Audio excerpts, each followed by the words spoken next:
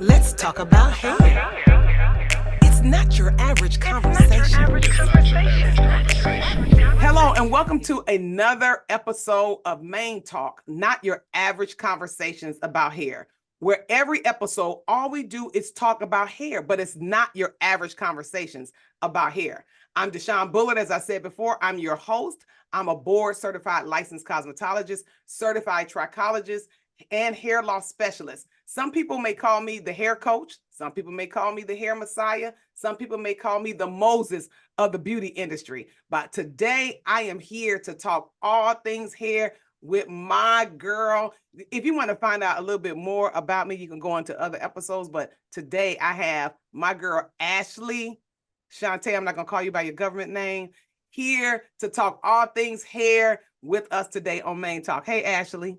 Hey, and hey, everybody. Thank you for joining. Happy to be here to talk some more hair stuff. Yes, listen, I love the way you come in. I come in all hype, like, hey, what's up? What's up? What's up? And you come in like, hello, everybody. I love it. I love just the balance of it all. And as you guys will watch any previous episodes, and even on this episode, it's just, I am elated, Ashley, to be able to finally have conversations around the big elephant in the room in the beauty industry, which is hair.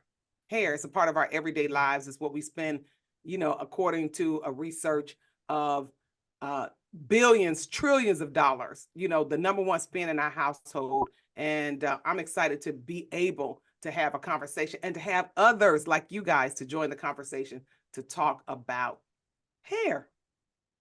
Let's talk about it. Yeah, and if this is your first time joining, of course, after you listen to this episode, please, I invite you to go back and listen to other episodes where we really just dive deeply into this. Just a little bit about me. I'm co-host, producer. I met Deshawn over 10 years ago, and we've been talking about hair ever since. She's, of course, the professional.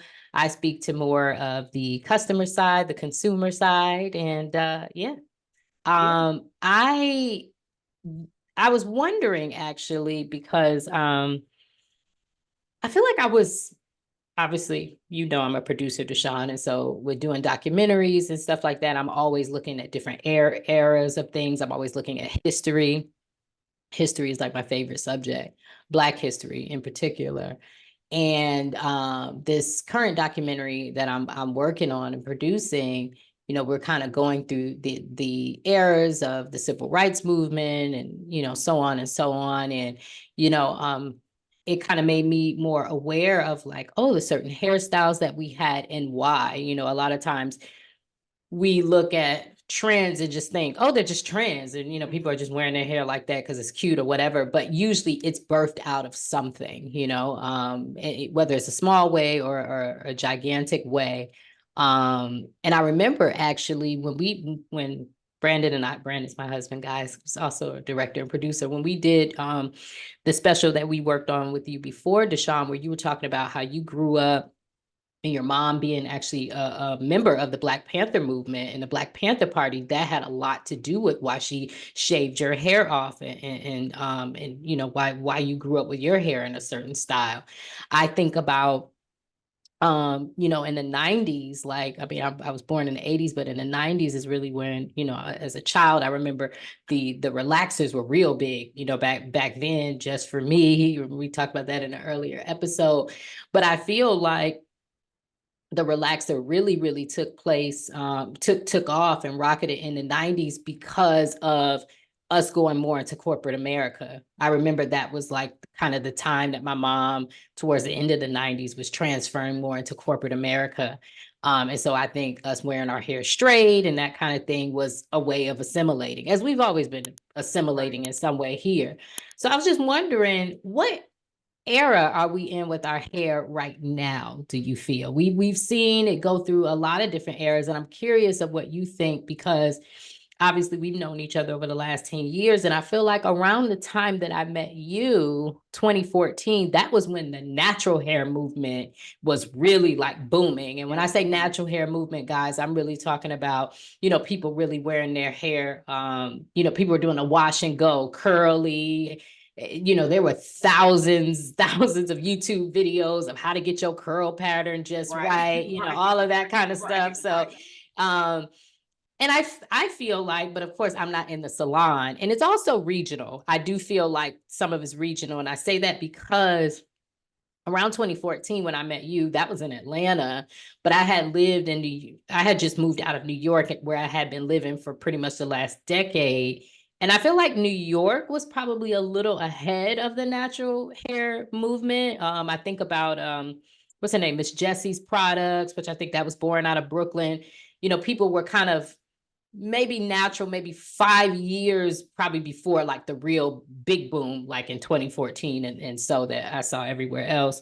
But to me, it seems like it's kind of slowed down a little bit. And maybe I just don't hear about people talk about their curl pattern as much anymore. Why is that? Because I think people are now used to their curl pattern. So remember, like you said in 2014, I want to go back and elaborate on something that you said, even with Miss Jessie's, and we could talk about Talia Wajid products. She started kind of with the locks and the twists, and Talia was doing the World Natural Hair Show. Wow. I mean, I guess I would really need to Google to really find out the information, but Talia had the World Natural Hair Show back in the 90s. She had her salon called Braids, Weaves, and Things back in the 90s. And she was ahead of her time. And by the time the world caught up with her, as we would say, she had the largest natural hair show because she had already had it. It had already been in existence. And then Miss Jessie's comes out, as you said, from New York, and Talia's from New York. Then Miss Jessie's comes out with the curly to define your curl. I think from a HERA standpoint, it's generational, right? When I grew up, all I had was I didn't have a relaxer, starting out. I grew up in the 70s, right? So I didn't have a relaxer then. Eventually I got a relaxer, but social media wasn't around. So you only, as we talked about on the previous episode, I only had the experience that my mother could give me as it relates to my hair. But with social media and this new generation, they had the opportunity to say, hey, I have this hair, I can make decisions. We're more free. I see other people on social media, even if they're not on TV, even if they're not in the workplace, I see them on social media and they're doing this with their hair. So the world opened up and people wanted to find out how to now remove the relaxer from their hair, wear their own hair, find out what their hair is really like, get in touch with it. And that's what they did. So fast forward, we're now in 2024. We were talking about 2014. So 2024. Right. Well, actually, I'm sorry to go back to 2014 really quick. I don't remember the exact year. It might have been 2012, but remember Chris Rock's documentary, yes, Good Hair. I feel like that sparked a lot of people, throwing away the creamy crack and, deciding to go natural. It did. That did spark something. And I remember as an industry professional, the industry, we was kind of a little mad at him saying that because this was tied to our income. And for us, this wasn't our truth. There's things that, for example, he was like, put the relaxer in the can and look what it does. But look at all the videos of using a soda, a brand of soda. I don't want to say the brand of soda, but using soda to clean off, what do you call it? Crumb off of metal. You know what I'm saying? And people drink they digest it. And they digest it. And so this was something that was topical. So it was, what we can control, what we can't control. It felt like a narrative was being controlled for us, which I felt in the industry has always been. So even to answer your question now with the natural hair movement, you don't hear about it a lot. A lot of people have decided to still stay natural, right? Because it's best for their hair. And from a salon standpoint, from a professional standpoint, we didn't stop doing relaxers. Let's be honest. From a salon standpoint, we did not stop providing services called relaxer to clients of a certain age. I want to ask you a question, actually. Were there some, because I've been to your hair clinic and you have that like secret room that people could go into. Right. Did you experience any people getting a relaxer or texturizer in secret? Yeah. Like they were posing as, I'm natural, but take me in the back and give me a little something. Yeah. We call it texturizing. So people don't understand. Some people just wanted to loosen their curl, right? Some people had their curl pattern was very tight and was unmanageable, which caused their hair to break. and the best care for their hair at the time for them to be able to manage their hair was to secretly go into the private room and give me a texturizer, and then look, it looks like I have this beautiful wash and go hair. But that's how the Jerry curl, speaking of HERA, that's how the Jerry curl came about. The Jerry curl came about in the 80s to give the look of a softer curl, but still using a chemical. Right? And so now, fast forward, you know, as we talk about 2014, 2015, it was about using non-chemicals to loosen our curls. But in some cases, some of the women we saw that had a beautiful curl pattern actually had a chemical. And let's talk about what that chemical may have been. That chemical may have been even just hair color. You know, using, people say, oh, I don't have a relaxer, but we were using hair lightener or bleach, as some may call it, in the you know, in the natural sense. In the salon, we call it hair lightener. But which hair color straightens your hair too. It changes your it changes the hydrogen bonds in your hair. It changes the bonds in your hair, so it breaks the bonds. That's what it does. Relaxer breaks the bond. So, and color breaks the bonds of the hair, which softens the hair. You know, and so people are still wearing their own natural hair, but I think what you are not hearing a lot of is that I now know how to manage my natural hair. I know what products I like. I've gone through maybe 15, 20, 30 in some cases. We've had the curl box that gave us different products from different brands every month, and I could experience these brands, I could experience these products and find out the one that works best for me. And so now I'm comfortable with my natural hair. I know what to do. It's no problem. And some of us who are now moving to the HERA of a shortcut, you know, they're coming in. I just watched a video on YouTube last night where the girl went into a salon, and I think you talked about it. She went into a salon. She's natural. She wanted a cut like this. So they relaxed her sides and back, and they left the top natural, and she had some waves around the side, and they curled it. It was really cute. So I think the HERA that we're really in now is that I can wear my hair however I want to wear it, right? If I want to wear it natural because it's best for my hair, I wear it natural. If I want to wear it natural because I just love my curls and they're popping and it's easy for me to manage and I can wash and go, I do it. If I want to wear short and curly, I can. If I want to wear it bald, if I want to wear it straight, if I want to wear it texturized, as we say at the end of every show, it doesn't make a difference how you wear your hair. Just wear it with your head up high. Yeah. That's right. I think from my vantage point, a lot has happened since 2014, like a global pandemic and, you know, different people even being in office and all of these things, right? Listen, the Crown Act, the Crown Act. I'm so glad you mentioned that. The Crown Act as well, which brings me to, I'm so glad you mentioned to that, where I think people feel like they have a little bit more autonomy over their choice of how they want to wear their hair. You know, I use my mother as another example. My mother is, you know, in corporate America now, and has been for the last, you know, 2-3 decades, I guess, at this point. I remember I convinced her to go natural back in maybe 2014 around that. And she was like terrified, like natural, like, well, you remember how that was like so scary for people. But you said the word convince. And so what did you feel like you was convincing her? Why do you feel like the word Because I didn't feel, because I think during the time, because my mom has been very heavy on color. She's always wore her hair like lighter, like a golden honey blonde, something like that is always her color.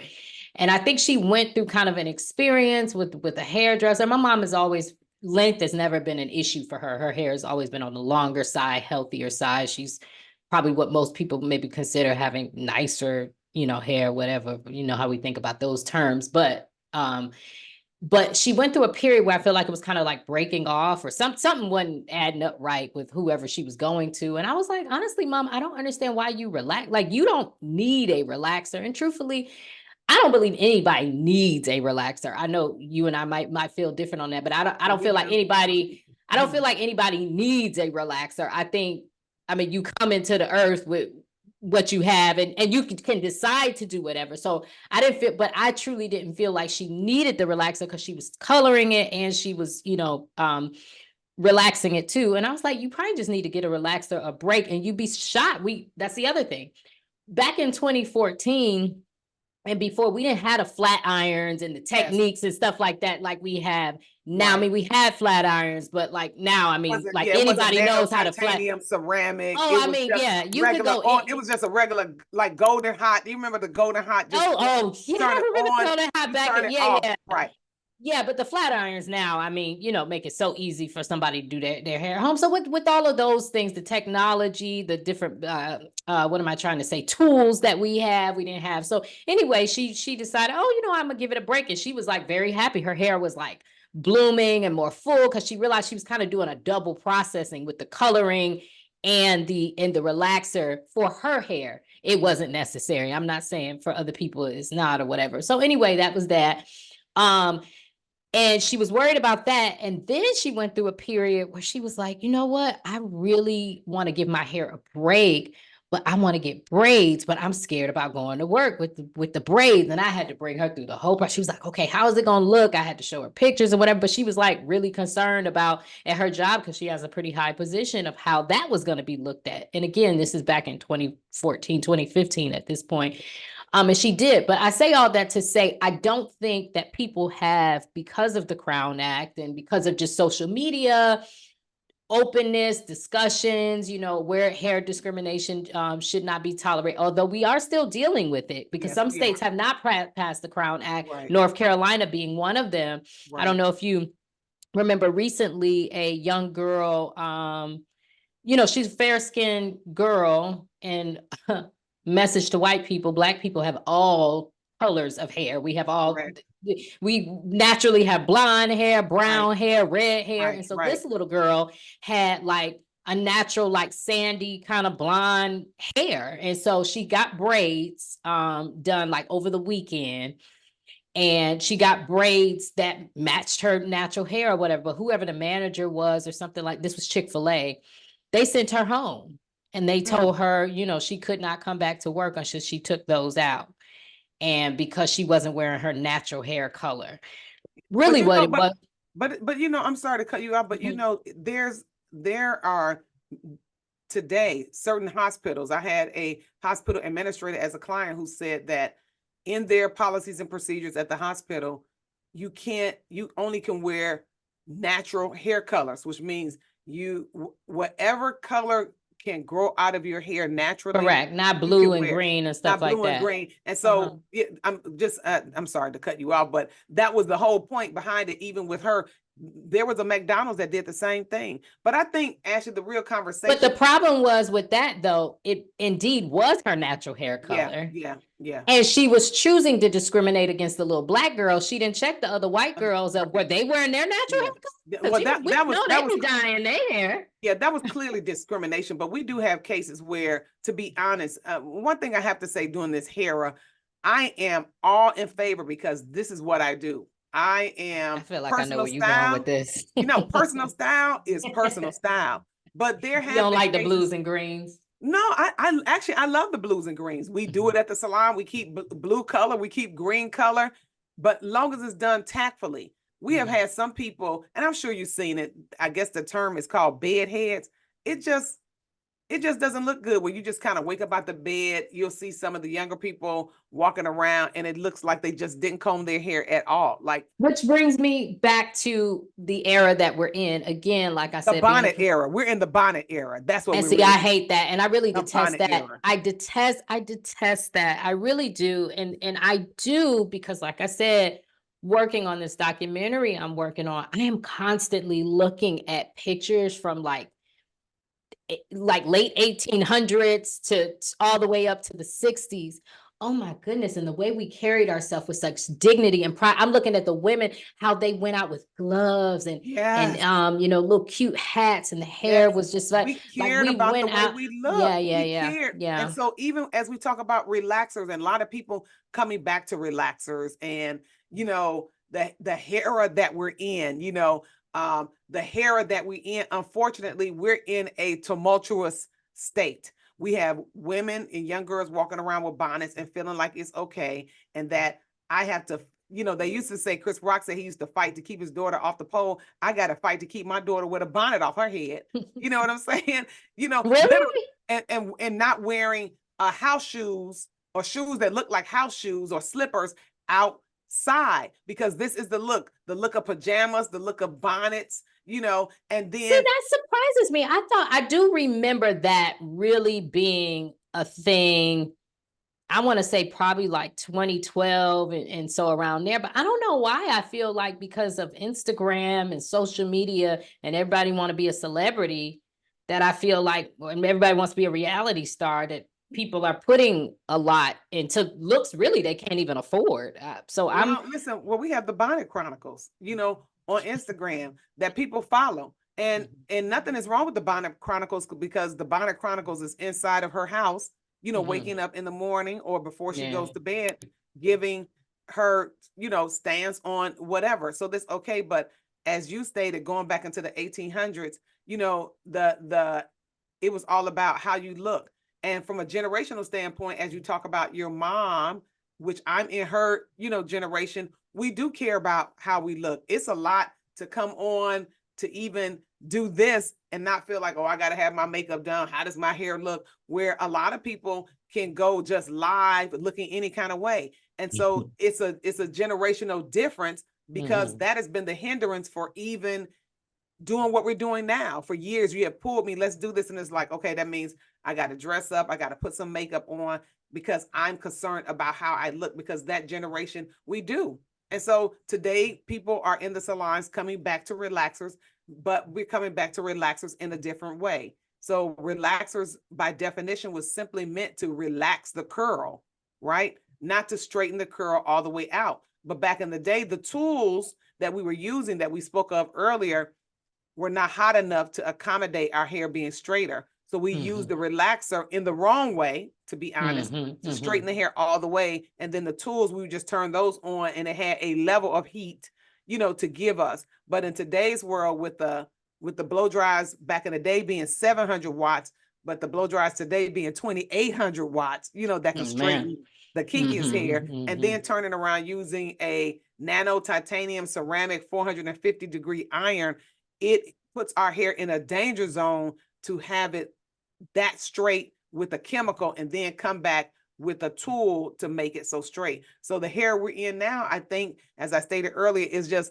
wearing your hair however you want to wear it, making sure that it's healthy. That's the hair we're in now. Whatever you can do to make your hair healthy, make it healthy. But I think the biggest hair that we're in, that is the cause of this show, is that more people are neglecting or tired of going into a salon, waiting all day, sitting in the salon, listening to music that's not conducive for the environment, listening to conversations that you go in feeling one way, and as you said, you leave out depressed. And so many women or bad attitudes and just a stressful booking situation, all all of of that. that. So the hair that we're in now is we're in a DIY, HERA, where, as you said, you got locks, because even though you have to go to the salon to get your locks like kind of touched up every now and again, but the stress is pulled away from the amount of time you had to spend in the salon before you got your locks. More women are moving into sister locks. That's a big thing.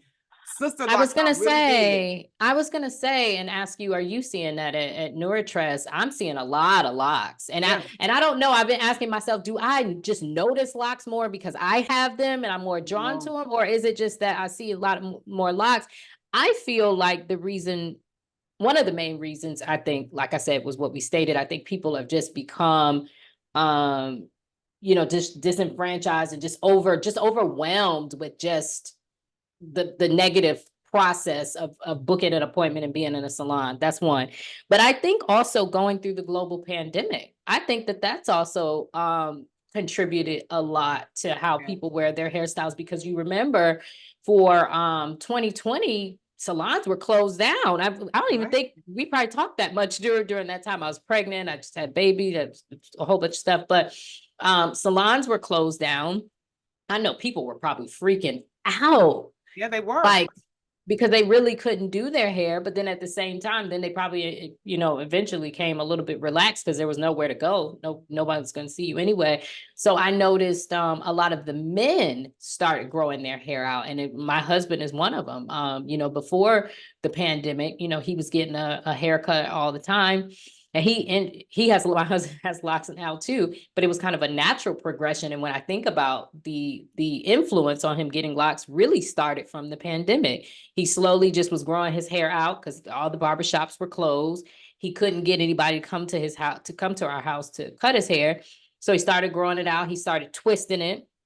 I saw a lot of people wearing twists and, natural styles. And then over time, those twists, he just started saying, well, I'm just going to, permanently lock it. So I have been seeing a lot of men, and even men, like, think about like even celebrities like T.I. that, always had like a very, very low Caesar kind of haircut. Even he has locks now. So Right. I think the global pandemic played a huge part into people kind of, growing their hair out, wearing locks, braids, twists, that kind of thing. Yes, but one thing I found is that after the pandemic for us, I remember the day we opened back up, I sent an email out to all of the customers and I said, we're going to be open on this day. The email, when I hit send, literally 2 minutes later, it shows you how people may have notifications turned on their phone. The phones just started ringing, Oh, wow. ringing. So it just shows you that, Ashley, that we have all type of people out in the world. That's And true. I think we have to be accepting of all. We have those who want to come to the salon. We have people who are big on self-care. They don't want to do their hair at home. That's not what they want to do. They want to And then those are us that have self-care that are like, we don't want to go to a salon because we don't want to go to any salon, but the bad one. Yeah. That's not what you want to do. But again, as I always say, it depends on how we look at a salon. Yeah. We look at a salon. I see a salon as a need, just like I see a dentist as a need, as I see a doctor as a need. I clean my teeth every day, but there's a need for me to get to the dentist twice a year. I may do my hair at home. There's a need for me to get to a salon or to a professional at least twice a year or once a quarter. Because remember, we still need protein treatments, right? We still need our ends trimmed. And if you can do it at home and you don't really kind of care because you don't have a cut, like I have a cut, I can't do it myself. It has to be precision. But if you're going to just can trim your ends off and it doesn't have to be even and you can lock it and twist it and braid it back up because nobody's going to see that, then that's different. But again, the biggest thing to understand is still hair is a part of your wellness plan. And unfortunately, as I said in a previous episode, sometimes we don't start paying attention to what our hair is doing until it's falling out. And so when it's falling out, then you want to call. Because I remember saying that, we were going to put a sign on the door to say we don't fix hair. But that was just being petty because we do really fix hair. But when I fix your hair, Ashley, I got to charge you more to fix your hair. If I have to give you a protein treatment plus a steam treatment plus this plus that, at the end of the day, I have to charge you. And I think that's what we're also experiencing with stylists with these prices is that we have people who come into the salon who have not shampooed their hair in 120 days. You got so much crud on your scalp. You have yeast build up on your scalp. And then what am I to charge you? $50? No, you have to go through a full hair treatment plan. I need to do a scalp analysis first to find out what's going on, as we've talked about before. That's $150 just for a scalp analysis. Then I may need to go into a scalp exfoliation, right? For people that, just in case that does go over anyone's head, of course, you guys can go to Deshawn's website to like see the visual of a scalp analysis. But can you just give like what a scalp analysis is? Because some people may think you just looking at somebody's scalp with your naked eye, and it's not that. You're really going under a machine. Yes. So scalp analysis is a scalp analysis in its easiest form to describe. It's kind of like a scalp x-ray. We use a microscope to look all the way at your follicles, to look at at your hair coming out of your scalp, just to determine, is your scalp producing hair? Is there injury to the scalp? To find out if there's any thing going on with your hair, if there's something wrong, is it a hair problem or is it a scalp problem? And so that's what the microscope will tell us. If it's because we always say hair loss is not a hair problem, it's a scalp problem.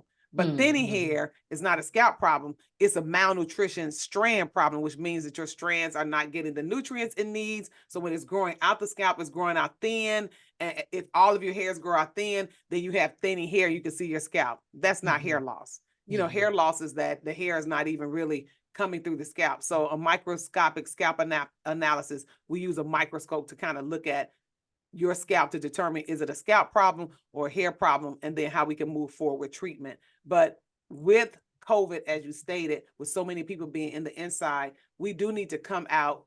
I'm sure you've heard of COVID hair loss. You know, a lot of people who even got COVID experience hair loss, but that's normal. So it's I just, experienced a lot of hair loss through the 2 years of COVID, but not because of COVID, but because I had two babies yeah, I was over gonna say, the right, because of pandemic. your So babies, right? postpartum. Yeah. We call it postpartum alopecia or telogen effluvium, which is a type of alopecia. So I'm giving all these big words and terminology to say that, again, hair is going to a salon professional, to me, is a part of a hair wellness plan.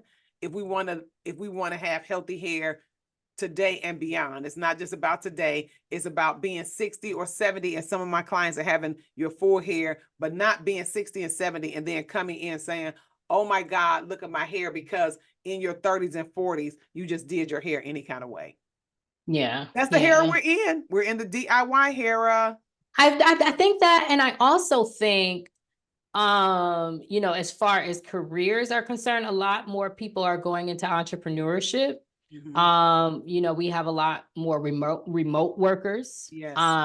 Where, you know, people do not, and you know, I'd love to hear your take on this, but people are not going into an office setting as often anymore. So, you know, they can probably slick their hair back in just a ponytail real quick and get on camera, you know, for a camera meeting. Or, you know, some people's jobs don't even require them to get on camera at all. So they're home. Or also, like I said, people are entrepreneurs now, or just having career changes. Even there was a model, I can't think of her name. It's like Danny. I think she just goes by Danny. And she was talking about, she has locks now, permanent locks, and how that was such a like spiritual freeing experience for her to get locks, because her career as a model for however many years, she felt like she did not have autonomy over her own look. You know, it was like, okay, this is the look you got to have. You got to have your hair straight. You have to have this, you know, her agency, you know, basically she was product, you know, you got to have a certain look.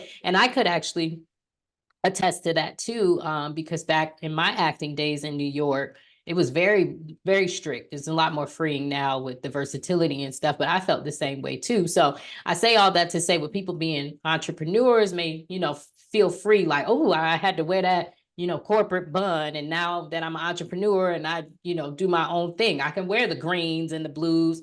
You know, we have the Crown Act now in most places, not every place, but in a lot of places. So that's played a part as well. And then I dare to say that as a whole, not everyone, but as a community, I do think that we are going back into the direction of a Black Pride, where, you know, we had that, and you saw that culturally in the 60s, and then again in the 90s with a lot of the hairstyles. So I think, you know, a lot of the celebrities that we have seen, you know, in pop culture, from Issa Rae to, you know, Taraji P. Henson, to a lot of them, all of them, you know, wearing braids and, you know, very ethnic styles. And I think that that's influenced a lot of people more to be free and proud of how we wear our hair. But all it's right, guys. also actually, but it's also part of style trend, though. Let's just be honest. It is business. So natural hair is a business. So, you know, Yeah. as we talk about all of this, at the end, it's a business. When it becomes no longer a business,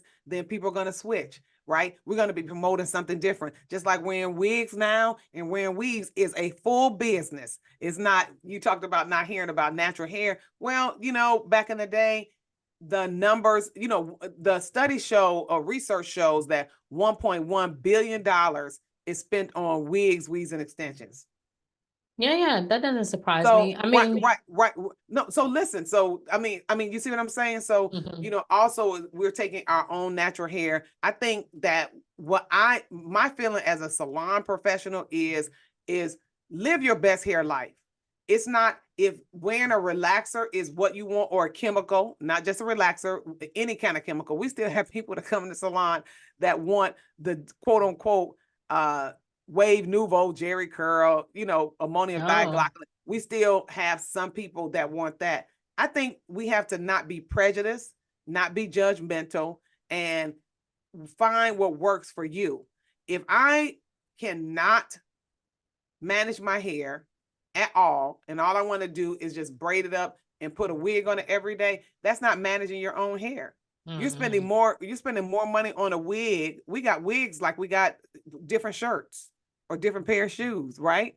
And nothing is wrong with that. But again, when we're gonna shave, like you said in another episode, if we're gonna shave my edges back to here just to wear a wig, a lace front, wear wig. I mean, that's the HERA that we're in, and the whole goal of us having this discussion, I feel, is to make people feel okay. I don't wear my hair natural. I didn't go through a natural hair movement. Did I think about it? I tried. It didn't work for me. So I always wear some type of texturizer. Of course, I don't relax my hair the way I used to back in the day. If I go outside, this up here probably is going to puff out because I only texturize. I kind of just knock the kink out of it. But I have not gone chemical free completely.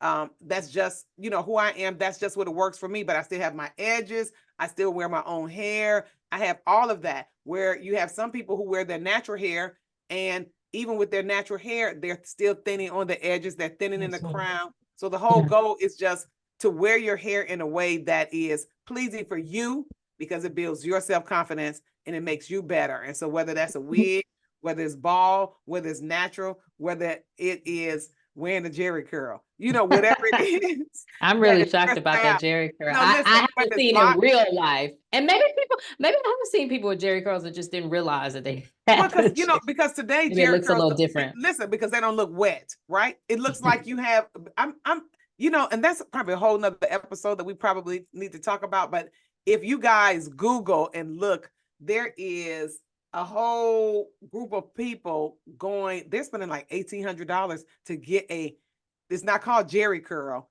They're calling them another kind of curl. And I don't want to give the name, but it's called another kind of curl. And it's done by a white woman who came out with the same chemical that is called ammonium thioglycolate, which is used in the Jerry curl or the wave nouveau, as we call them back in the day. And she's calling it a curl softener is what it is. And she's rolling your hair, and you have these bloggers like, oh my God, I'm in New York. I spent $1,800, but oh my God, look at my curl. And it's really just a Jerry curl with different rollers being used. Because remember, the Jerry curl was all about the type of roller that was used. We use those little bitty small rollers to make it tight, to let it loose. You can get the same thing by using a looser roller to give you a looser curl pattern that's locked in, because that's what the whole goal is about, to lock your curl into a certain way. So some people you think have 3C, have a pretty curl. No, they've gotten a curl softener. So we don't know. Right. How about that? They paid the $1,800 They for paid it. the $1,800. They could have just paid $250. Well, in this segment of our show, guys, we go from the hairnet to the internet. Man. Black women are bigger spenders on Botox to avoid sweaty edges.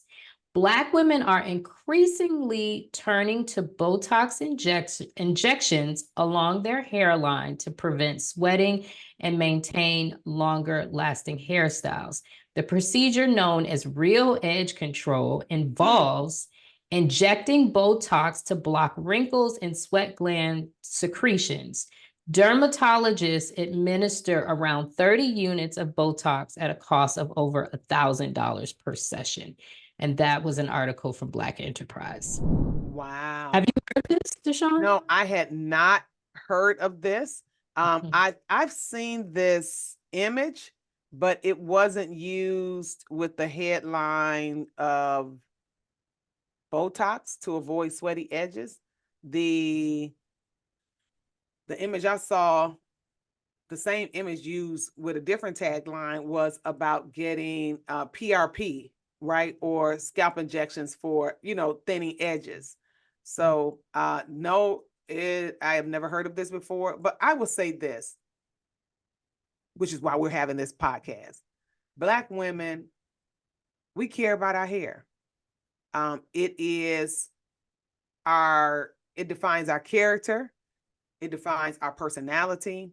And as you know, out of all the conversations that we have, we can just stroke out about our hair. It determines whether we want to leave the house or stay in, right? It determines whether we're going to have a good day or a bad day. And because of that, whatever it takes, I don't have a problem with people spending money on what they want to spend their money on, because some people are spending money, in this case, Botox for their edges, but some people are spending Botox for their face. Some people are getting fat removed. Somebody getting fat put in their butts.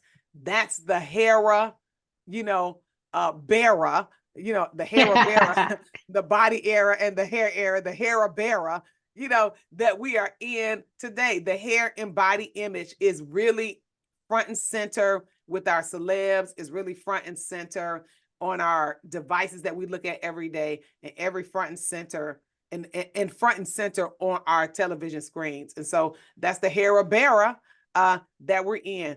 Whatever makes me feel good, whatever makes me feel like, unfortunately, sometimes that I fit in, and that's what we are. Yeah, the only comment I'll make on that really, though, is don't be one of those people to shame the creamy crack, because, people shame the creamy crack if you relax your edges, but then you go on to get Botox injections. You know what I mean? So exactly. I just say, whatever you choose to do, I just say, be healthy and concern yourself with what is the aftermath, because I think just a lot of the current generation is really about what it looks like now, but it's like, how does that Botox like exactly? Yeah, what's that gonna show up like later? So that's my concern about that. But that's all I'll say about that. Well, Ashley, again, a great conversation, guys. Thank you for participating in this week's episode of NeuroTrust. Thank you guys for participating. It's NeuroTrust too, right? Thank you guys for participating in this episode of Main Talk, Not Your Average Conversations About Hair. Lord have mercy. Make sure you tune in to previous episodes that we've had, because the conversation is really good. Make sure you drop us a line. How do you feel about this episode? How do you feel about today's HERA? Where do you feel like we are? How do you feel about relaxers? Are you ever going to go back to a relaxer? Hey, drop us a line and join in the conversation. We thank y'all for joining us, but make sure I want to thank you guys for joining us. And let me say this. I don't know what I'm saying, Ashley, because I can't even think of how to start. Thank you for joining Main Talk. Deshawn is just dizzy. She dizzy. Did you put some creamy crack in your hair? No, I need to though. I haven't. I was trying to make an excuse for your dizziness. Thanks for tuning in to Main Talk. Thank you for tuning in to Main Talk. I'm talking about the hair you wear should be your own, and it should be healthy and strong, whether it's short, medium, or long. Love your crown, babies. Love your crown, ladies. See y'all next episode. Next episode. Main Talk. Let's talk about hair.